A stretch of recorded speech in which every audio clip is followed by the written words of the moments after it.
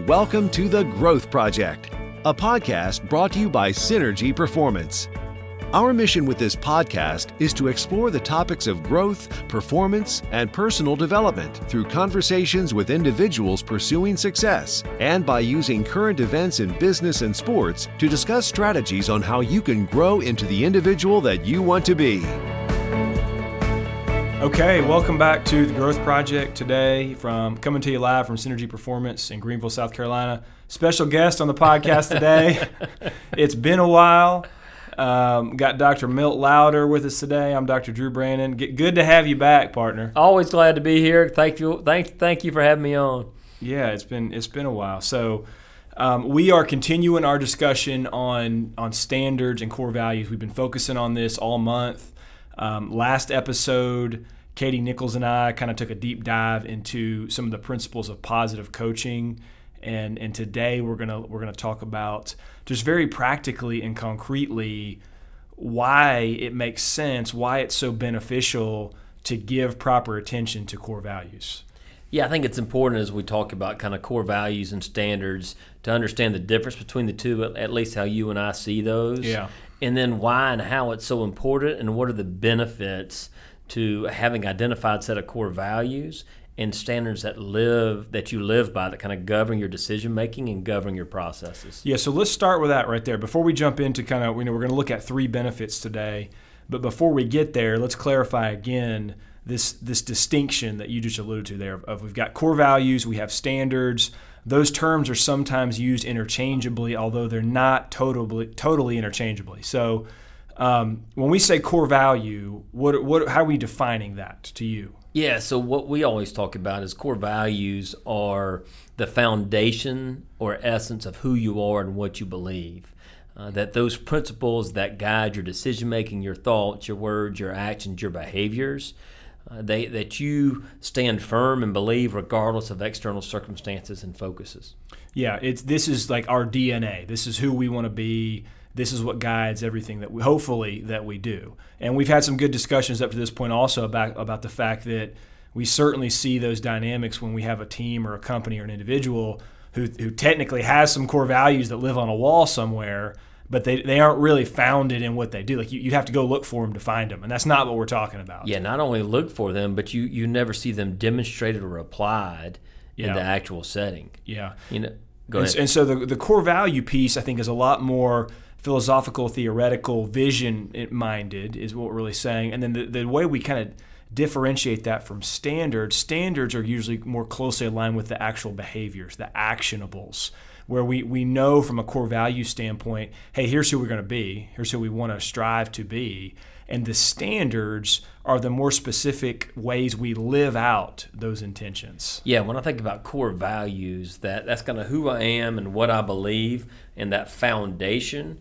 The standards are how we bring those to life. How do we operationalize the core values of what we believe? Yeah, I think very practically and concretely, if you're an organization who says, hey, we're going to be about excellence, that's a core value we're going to hold. One of your standards, I don't know that you even write this one down, it's just understood, is we're going to show up on time. Like, hey, we're going to be punctual. Like, we're going to do the right things the right ways because we believe in excellence. Yeah, it's a sad state of affairs in our world today that when we think about excellence, it's just, hey, showing up on time. Yeah, right. It shows you how far our standards have dropped in terms of what is excellence and what is not. Yeah. So the little things that make a difference. But I think you're right. I think for any organization, any team, any person, it's important to really identify who you are and what you believe and what you stand for. What's your foundation, but more importantly, then how do we bring those to life? What if I believe excellence? If it's one of our core values, and how do I act and live accordingly? If, for example, one of ours is growth, right? Obviously, the Growth Project, one of our core values for our company is growth, and so how do we live that? And so we reward effort, and we challenge ourselves and challenge each other internally. And try to bring examples of that to life each day. So it's not only what we believe, but we're really putting into action, hey, here's what that looks like. Right. And we've said this many times, if you establish core values and don't do anything with them, it's worse than to not have them. Yes. I mean, it really is worse. And your team is your trust is going to be eroded. Your team's going to question your competency as a leader. you're better off not even going to do it, not doing it. Yeah, so as a leader or as an individual or in your family or on your team or in your organization, the importance of core values, spending some thoughtful, intentional time to thinking about what defines you and what you believe in your foundation. But more importantly, having conversations about how to bring those to life. Mm-hmm. And we talked about a mastery, learning environment, a growth mindset. The best way to do that is catch people doing something right. Yeah, absolutely. That's kind of one of the things we're doing with our company that, we have our core values, we have our huddle meetings each week. And part of that is we're catching people doing something right that are living according to what are our core values, growth and resilience and innovation and teamwork. And so now, hey, this is what we believe, so we're talking about it and communicating on a daily basis. But more importantly, this is a great example. Yeah, and it's our way of saying, hey, we're serious about this. Yes. And we're paying attention. Okay, so as we jump into this today, the focus of our conversation is going to be on 3 benefits of having and implementing core values, right? So I know that's a question that comes up, and in today's world where time is of the essence and people are in their minds very short on it, something we hear is, all right, like, why do this? Where's the benefit? And honestly, I kind of hate the idea we have to even sell a person on why they should invest in the notion of core values. So just stop there for a second then. Let's just break that down. When we have to sell people why it's important to have core values, think about the world that we live in. So I'd love to hear you, Drew, say, like, why do you think core values are so important, and why do you not think people live by them or take the time to do them? Well, I think one of the biggest reasons they don't live by them is they don't slow. We've said before, slow down to speed up, right? And people don't want to do that. Yeah. You've got to take a deep dive into yourself and into your company to identify who do we really want to be, what do we want to be about. And so if you're not willing to even just do that one basic thing of slow down and take that deep dive, you're not going to get there. And I think, what do we know about deep dives? Sometimes we find things we'd rather not know. And I think that's the other piece is we're scared to kind of say, like, what's the truth? Right. Like, at our core, what do I really believe? And I think we're so quick to look for outside influences and what the world thinks and what the culture is telling me than to really take an understanding and the effort and the courage to say, like, what do I really believe? Yeah. How are we going to define success? What's really important to me and my family? What's really important to our organization? Right. And really take that deep dive and the courage, because you're going to see some inconsistencies because you're just human like the rest of us. And I think having the courage to at least ask the question and then have the courage to dive in and say, okay, what can I start doing differently today? Yeah. And honestly, I think in addition to that, there are so many groups, teams, companies who don't have healthy enough communication patterns to even have that discussion. Like I know in our case with our company, before we established our core values, we had a team meeting and said, what do you guys think we want to be about? Like, who do you think we are right now, and who do we want to be about? Yeah. And again, I think there are a lot of groups out there and teams that don't talk that way. Well, I think it's important. That gave us some feedback about what people really believed about us. Right. And there were a lot of positives. I think that's how we kind of stumbled upon our words for our core values. The feedback we got is like we were already living according to these principles. So the challenge to you today is, if you don't think you have core values, ask those that you trust and close, like, what do you think is important to me? Yeah. Ask your family members, ask your children, ask your direct reports, ask the people you report to. By how I live my life, what do you think are my core values? Yeah. And so for the people that think you don't have them, you've got them. They're governing you. You just may not be aware of them. Yeah. But be prepared. Yes. I mean, that's a loaded question, and like we said a second ago, you might not like what you hear or what you find, but that's what courage is. All right, so of these 3, the first one we're going to discuss is the fact that core values offer us and provide direction for us. And there's a lot of ways that they do that. There are many, many ways they provide direction. One of the ones I want to point out to begin with is, what do we know about life? What do we know about kind of the natural turn of events? Is it's going to be hard sometimes. And things are going to happen that you didn't plan for, you didn't expect, and you might have even done as much as you possibly could to prevent, and guess what? It showed up anyways. And so now that you're in that time of adversity, whatever it might entail, it's natural to find yourself feeling overwhelmed, feeling unsure of what to do next, really almost kind of like just uncertain, where do I go from here? We hear people in that spot all the time. Yeah, and I think what we mean by core values provide direction, it's where do you go when things get tough? Yeah. Like what do you truly believe? What's really important? And it's being able to separate, as we say all the time, who you are from what you do. Mm-hmm. So when what I do isn't going well, I still have a core value and belief about who I am and what I believe and what I do. Yeah. That's independent of the outcome. Right. And so that foundation, when things truly get difficult, what gives you hope? What gives you encouragement? What do you truly believe? And how do you stay grounded on what's really important? Yeah. And so even as we think about this idea of it's hard, like you just mentioned, one of the phrases that I like to use a lot in working with people and what we know about people who are mentally resilient is they can find clear amidst the chaos. So in a chaotic situation, they can find clear. And so what do we mean by that? What I mean by that is they can go back to their core values. Yes. They can go back and remind themselves, okay, there are all these uncontrollable, unfortunate things happening around me, but here's who I am, here's what I value, here's what I'm going to stay focused on. That's how you find clear amidst the chaos. Yeah, and to me, right, when we're talking about that foundation to stay clear in the chaos, it's controlling the things we can control. And so when I know who I am and what I believe, then I'm staying grounded in terms of my vision, in terms of my game plan, in terms of acting according to what I believe. Yeah, because when things are chaotic, what are we sometimes prone to do? Stand still. Do nothing. And what do we need to be doing? We need to be active. We need to be busy. Now, we don't need to be busy just to be busy. And I think there's the big difference, right? Yeah, right. And I know I can. Like, I can just get busy. But if I don't have that vision and direction and foundation, then I can get busy on things that don't really matter. Right. And so we got to get busy doing the things that are consistent with who we said we are and who we want to be. And I think that's how you begin to grab a hold of traction. And we know traction always precedes momentum. We want to have momentum all the time, but we can't, of course.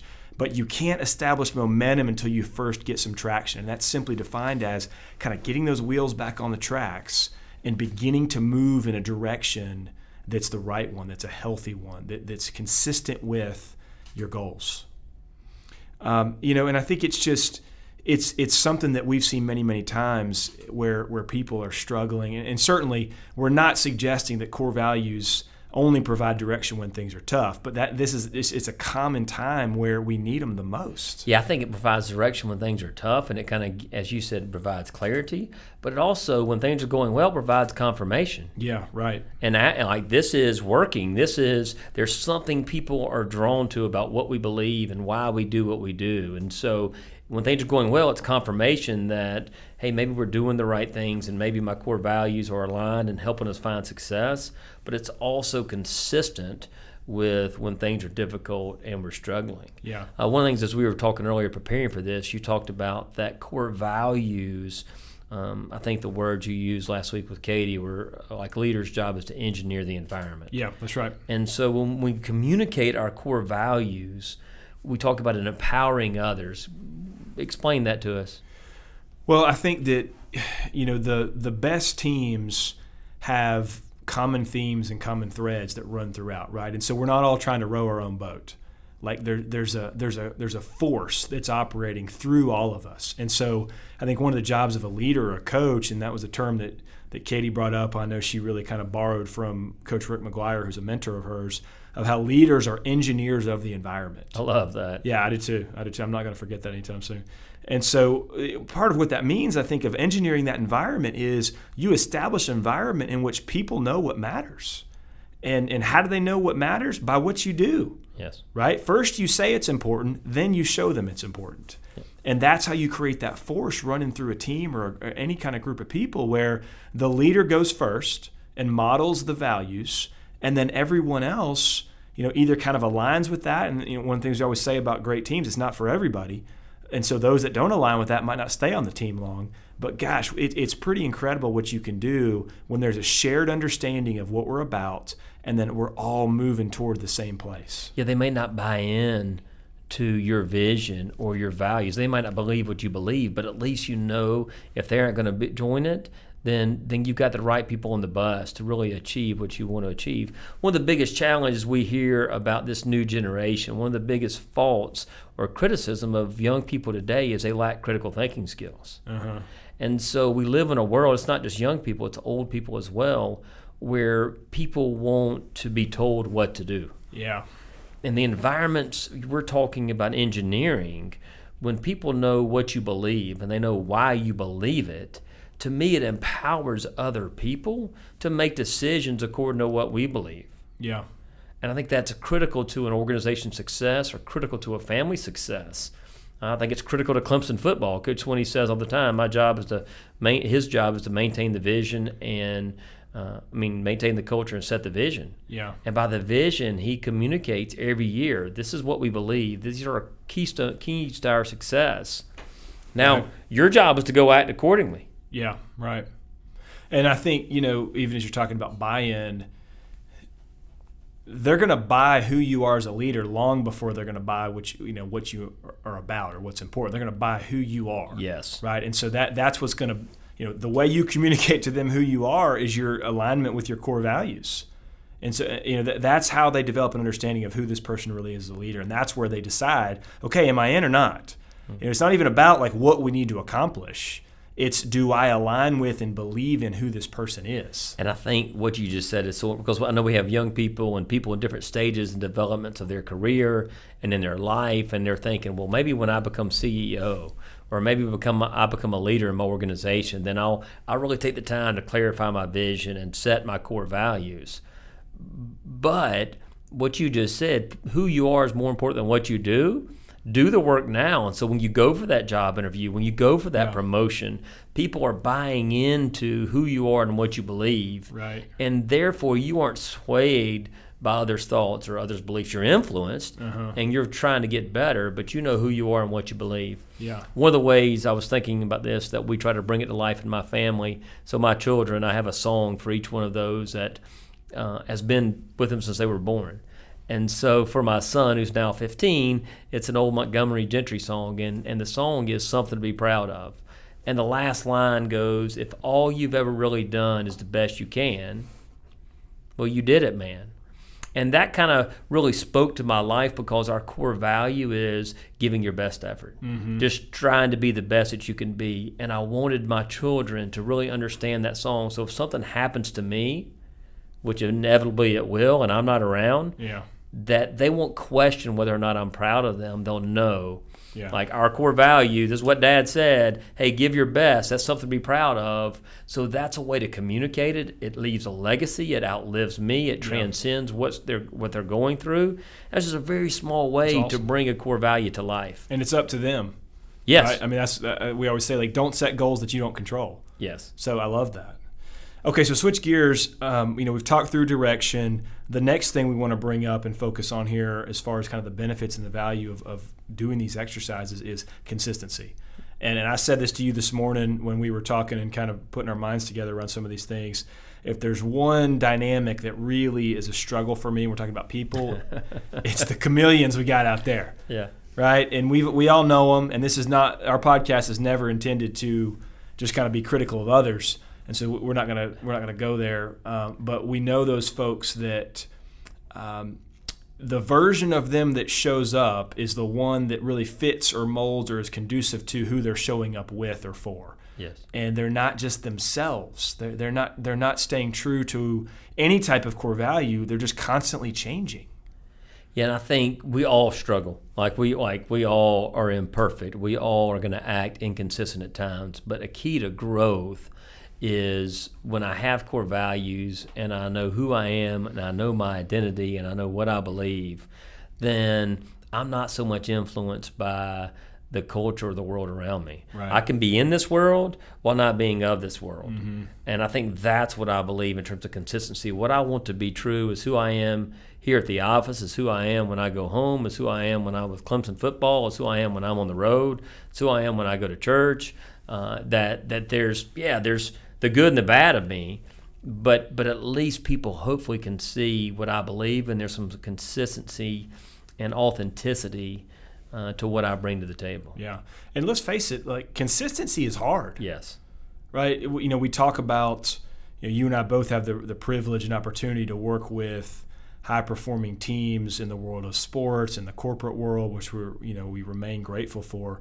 But the thing that all of those teams have in common is they're trying to get to the top. Like they want to win. Yes. They want to be the best they can possibly be and hope that in the process to actually be the best. And so getting to the top is hard. Getting there is hard, is what we always say. But what do we know? Staying there is harder. Yes. You know, to sustain consistency and performance over the long haul is incredibly difficult because everybody wants to be there. And I just don't know how you possibly do that without a clear picture and understanding of who you are and what you're going to be about. Yeah, we were big fans of Jim Collins, and the book Good to Great talks about making that transition, right, from going from good to great, and anybody can kind of grab that for a moment. Yeah. But the other book about Built to Last, right, that's on a foundation that's solid, that your core values, that transcends success, that transcends failure, that transcends people. Right. That you've built a culture, you've engineered your environment in such a way that it's built to last and it outlasts you. So you're leaving a legacy based on who you are and what you believe and what your organization, like what are they going to hold on to? Right. And it's funny, I'm thinking as we're talking about this, I'm reminded of, there's a great example of this in the book Blue Ocean Strategy, which is a fantastic book I know you and I have both read. If you're listening, you haven't read it, buy it, read it. It's outstanding. But one of the case examples in there is Southwest Airlines. And so this was back at the time when Southwest was really making a big transformation, kind of like you're referring to there with some of the Collins companies. And at that time, they adopted the mantra, which I think they still have. I don't fly a ton of Southwest, but the low-fare airline, the low-fare airline. And so their CEO, really just laid out very, very clearly for the entire workforce and their team of like, here's who we're going to be. And there's a great story in there, you might remember this, where one of his senior executives comes to him and says, hey, we've got a great idea for a fantastic Caesar salad. And he says, we think this is going to be a huge hit. The passengers are going to love it. We'd love to roll out the Caesar salad beginning in like a pilot type way. And so this, of course, the CEO says to him, okay, I only have one question. And so the guy's probably thinking like, well, this is great. Like one question, I'm going to be out of here. We're going to have the Caesar salad on all our planes. He says, will the Caesar salad help us become the low-fare airline? And, I kind of can't imagine how that guy felt in that moment. And the obvious answer is no, it won't. It's only going to drive our cost up, which will make it that much harder to become the low-fare airline. But it's a powerful example of what we're talking about. And it's not just like we're not talking about shooting down people's ideas. We're talking about understanding who you are and what you want to be about, and then making strategic decisions that promote consistency with what you said you wanted to do. Yeah, think about the story that you just told. What's the first? It provides direction. Yeah. Right. This is who we are and what we believe, and this is who we're going to become. And so the decision making becomes simple. Right. Like, does this fit or does it not fit? Yep. And then there's consistency. Right. If we're going to be the low cost airline, then we have to be able to act accordingly, and we make decisions and actions that are according to what we believe. Right. And I think the other thing we know about Southwest, they empower their employees to take care of who? The customers. Yeah, right. And so that's another benefit of core values, that it isn't just, well, when I'm speaking to the owner of the company, or I'm speaking to the head coach, or I'm speaking to the captain of the team, like I get one answer. Yeah. No, when you have a core values and identity that's communicated effectively throughout your organization, throughout your family, then every employee is speaking the same language, and every employee knows this is my decision-making guide. So there's consistency throughout your organization based on your core values. Right. And that's how you create systems that win. What you're saying right there, because, and we've said this before with groups we've spoken to, if you're the kind of leader that your team desperately needs you all the time, you're not a very good leader. No. I mean, you're basically a team member at that point, which is no disrespect whatsoever. But like, leaders, part of what the job of a leader is to create systems that can be replicated to where you can be away and it just kind of does its thing. And where do those build from? Where do those come from? Core values. Yes. That's how we create systems that win, that don't need us as leaders. Yeah, there's direction and there's consistency based on what we believe. There's no doubt. That's why I told the story about my family. There's no doubt I'm going to be proud of them as long as they give their best effort. Yeah. Like, they don't need me in the picture telling them. Right. I don't need to be a cheerleader. They know. Yeah. Now, I'll be a dad as much as I can along the way, but I think that's what we're talking about. There's consistency because they know what we believe. Yeah, and I think, one last thing I want to touch on while we're talking about consistency is the importance of, as a leader, if you're going to decide on and publicize whatever these core things might be, you've got to see it through. If there's one thing that you and I have seen, I know with teams and organizations we've worked with that just people cannot stand, is the whole kind of flavor of the month thing that you can sometimes see where, like, another new initiative, huh? What's it going to be this time? Yes. Now what are we going to have to kind of pay attention to and try to implement? So we got to give things time. Who you want to be and what you want to be about shouldn't change every 6 months. No. Now, we can be innovative in how we bring it to life. We need to be. We can be innovative and creative to keep people consciously engaged in the process. Mm-hmm. But kind of your core values if they're the foundation, but you're changing those core values dependent on your current climate, then you're going to have trouble achieving buy-in and trouble motivating a workforce. Yep, absolutely. Any other thoughts on consistency? Yeah, because I think something you said this morning really stood out to mind. You said core values and standards, when they provide direction and they provide consistency, you said, yes, our consistency is what helps us build confidence. Right. Yeah, talk to me a little bit about that. Well, I think, as much as we might not like this and as much as we could like to change this in some ways, a lot of the confidence that any person possesses comes through results. It just does. And that's the way we're wired. That's the way the world works. And so when results are favorable, we tend to be more confident. And when they're not, pretty intuitively, we tend to be less confident. Well, what does it take to really create results that build confidence and that promote success? Consistency of thought and consistency of action. And I'll say it again, I don't know how you really do that at a high sustainable level without a clear understanding of who you are and what you're going to be about. It's that three-legged stool of confidence, and one of them is results, history. Yes. Like, what have I done? Can I go pull that file in my mind to remind me of what my track record has looked like? And we've seen this both in sports and in the corporate world as well, that teams that believe and people that believe have done the same things the same ways for a pretty long time, right? That's why they've been successful. But if I haven't established in a clear way what my key values and standards are, I'm just kind of grabbing things and hoping for the best. Yeah, and we know hope is essential, but it's not a great strategy. Yeah. And so I love that idea that our core values and standards provide consistency. Consistency builds confidence because I know who I am regardless of the situation I'm in. Yeah. And I know what I believe. And so when things are going well, I know why they're going well. When things are going difficult, I know what I'm going to lean on to provide me confidence and comfort and peace of mind. Right. And I think we tend to feel confident when we know we've done the right things the right ways. Because most people these days, I think, increasingly are realizing that they don't directly control results. And so we got to take solace in the fact that, hey, I did what I could do. Like you talked about with Jay, right? Yes. Like, I did my best. Did my best. What else am I supposed to do? Yeah, and so that gives you that peace of mind that comes only from being consistent and knowing what you believe, that we aren't and like when things are difficult, we aren't beating ourselves up. Right. And when things go really well, we aren't taking ourselves too seriously, and we're keeping our pride in check. Absolutely. Okay, that's the perfect lead-in to our third and final point here on the impact and benefit of core values, and that's freedom. So when you hear that, the fact that core values bring us freedom, where does your mind go with that? I get so excited about this. We talk about we're at our best when we're free. We play our best when we're free.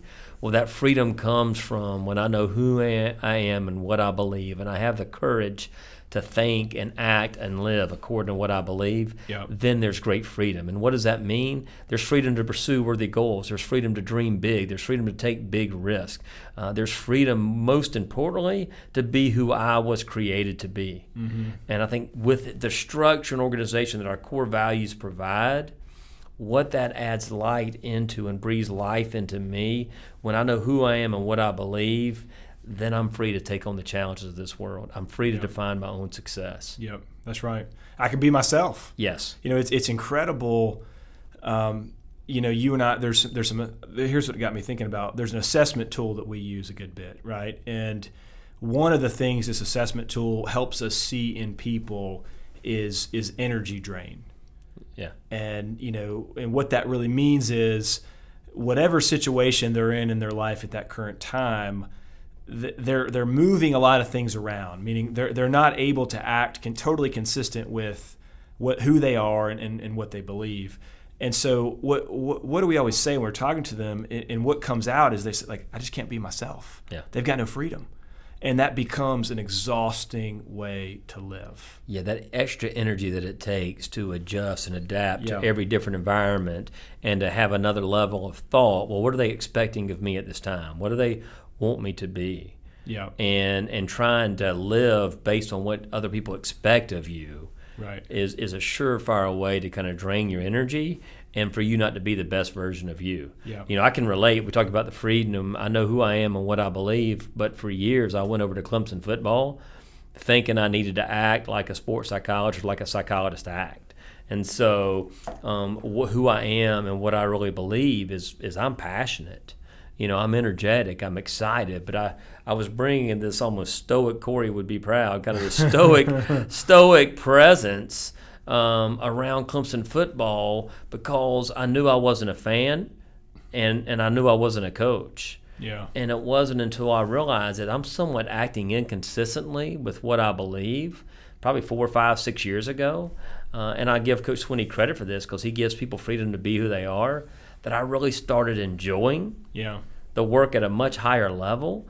And I think I started being more effective because I was acting consistently with what I believe, and there was freedom to be Milt and not freedom to have to be somebody else. Yeah. That sounds powerful. Yeah, very powerful in my life. Through. Yeah, and so with that too, and here's kind of the good news associated with, we'll come back to kind of outcomes and the way core values play into this and freedom. The best news about outcomes, because sometimes we'll share with people, hey, you may or may not realize this, but you don't directly control outcomes, and they'll kind of get this look on their face. Yeah, they don't like it. Yeah, and I can tell that it's a reality they haven't ever confronted before, right? And so I usually kind of let them sit with that for a moment or two, but then the next thing that comes is, that's good news. Yes. And then they look real confused, of course. Well, what's good about that? What do you mean I can't control outcomes? There's nothing good about that at all. And absolutely there is. Because guess what? You no longer have the pressure to try to control them. All we want you to do, all we need you to do is be you. Yes. Like, decide what you want to be about. Decide what needs to go into the process to give you a chance to be successful, and get busy doing it. Like, let's not live in this world of anxiety and tension and just being controlled by the things we want. It's wasted energy. It's wasted emotion. Yeah, I know we've probably used this quote before, but I love the old proverb. I wish I could figure out where it came from. That said, the best warrior dies before he goes to battle. Yeah. Right? So that warrior's accepted death. He's accepted the worst case scenario. He's accepted the fact that he cannot control the outcome. So that warrior fights to live. Right. So imagine if we took that mindset and applied it to the different roles in our life. Think about in your company, your organization that you accept, hey, we may not be number one, or we may not get this deal, or we may not make this sale. Then guess what? I'm playing to win that deal instead of playing not to lose. Yeah. For your sports team, right? There's a big difference between kind of holding on and trying not to lose versus pursuing greatness and trying to be the best ever. Mm-hmm. In your family, imagine if you start fighting to win, to create a marriage, to create a home that's an environment, a culture where there's love and there's joy and there's peace and there's happiness. We're trying to create that instead of the opposite. Yeah. So to me, when I accept the fact that I can't control the outcome, then guess what? I'm free to make mistakes. Yeah. I'm free to be human. I'm free to be myself. As Oscar Wilde said, be yourself. Everyone else is already taken. And so, like, I think one of our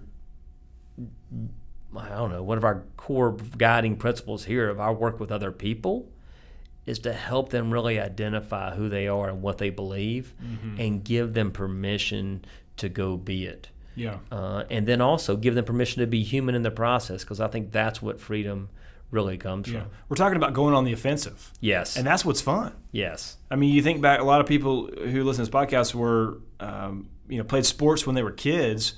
What was the fun part? Playing offense, hitting, right? Getting to the plate to hit the baseball, shooting the ball, score like that. That's what's fun. So it's fun to go on the offensive when you know, hey, I don't need to take responsibility for things that aren't mine.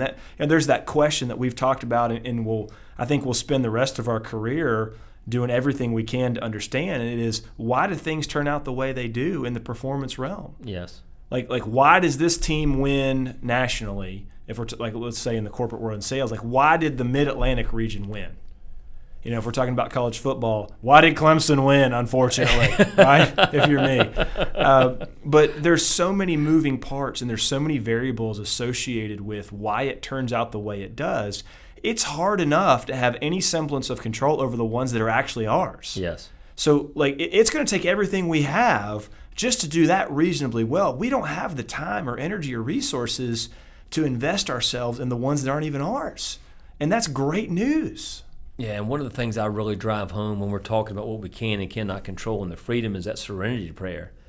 When it says, God, grant me the serenity, the peace of mind, accept the things I cannot change. And that's what I hear you saying right there, Drew, is when I let go of the things I can't control, right, and then have the courage to change the things I can. Right. And the wisdom to know the difference. To me, the freedom comes from wisdom is where do I choose to spend my time?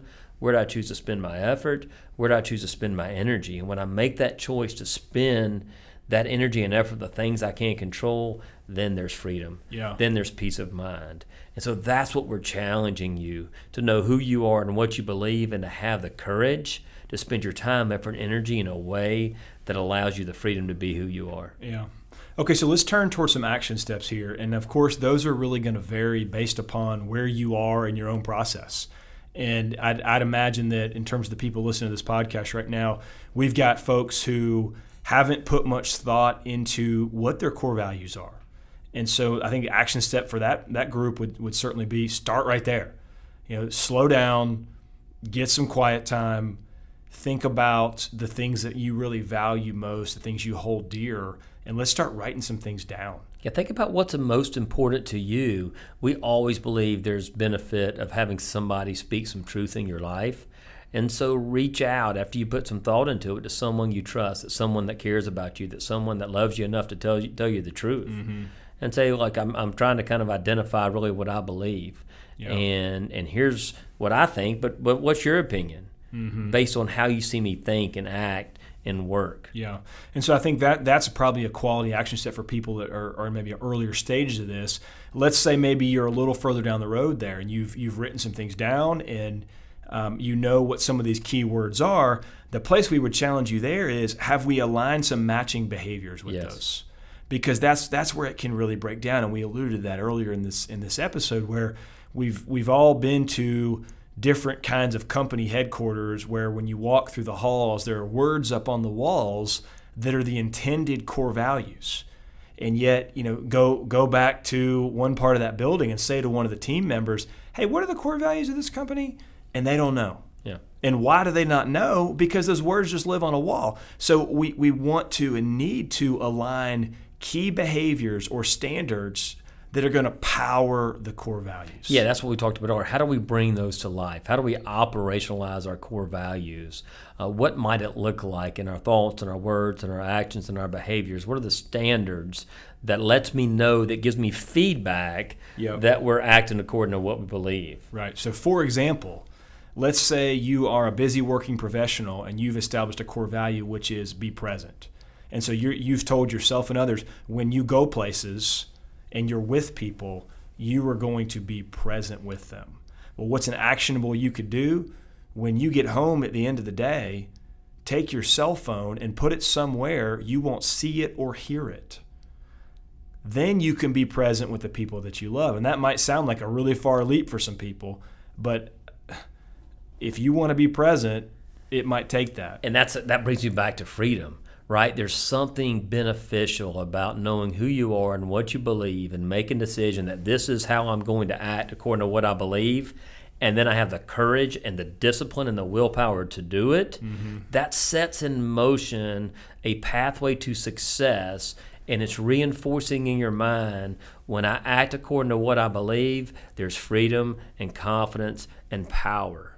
So that one example, like if you walk away from today's podcast and you identify a core value, you bring it to life by saying, this is one behavior I'm going to do, and then for the next 10 days, the next 21 days, the next 30 days, you make that decision, as small as it may seem, I guarantee you will have a new level of confidence, a new level of freedom, and a new level of success and satisfaction, knowing that you set something in motion that you have the courage to see through. And start small. Yes. I mean, I think one of the most common mistakes we see in any form of attempted behavior change is people try to overdo it from the start. They try to go from not exercising to exercising 6 days a week, or not running to running a marathon. Just bad ideas. Start small, create some early traction, build some momentum, and let's get going places.